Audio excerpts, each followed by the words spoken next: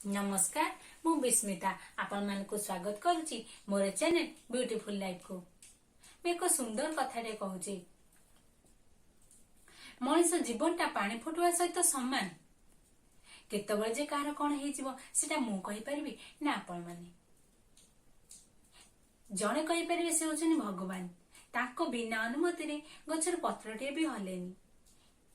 ए दुनियाटा गोटे रंगमंच। आमे आसीचे अभिनय पई। आम अभिनय सरीगले आमे पुणी से जोटू आसी से चली जावा। आम पूर्व जन्मर कर्म को नहीं आमे जन्म नहीं था। जिते मातृगर्भ आमे जात हेले आम शरीरटा गढ़ा पूर्वर भगवान आम भाग्यटा लिखिदे।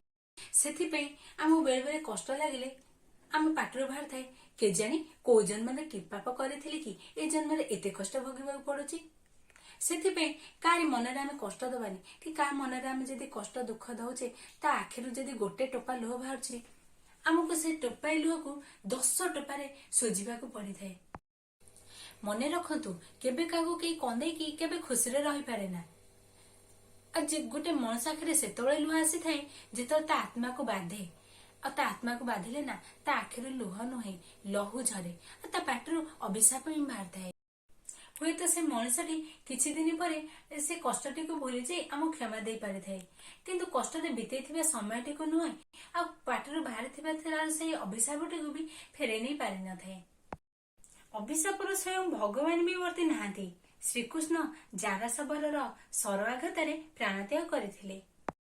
आ भगवान मध्य कहा प्रति केबे अन्याय को सही पारंती नहीं। डेरी रे पछे दे उचित न्याय दियंती। आ से समय को अपेक्षा कर सबु किछि ठीक हे जिवो।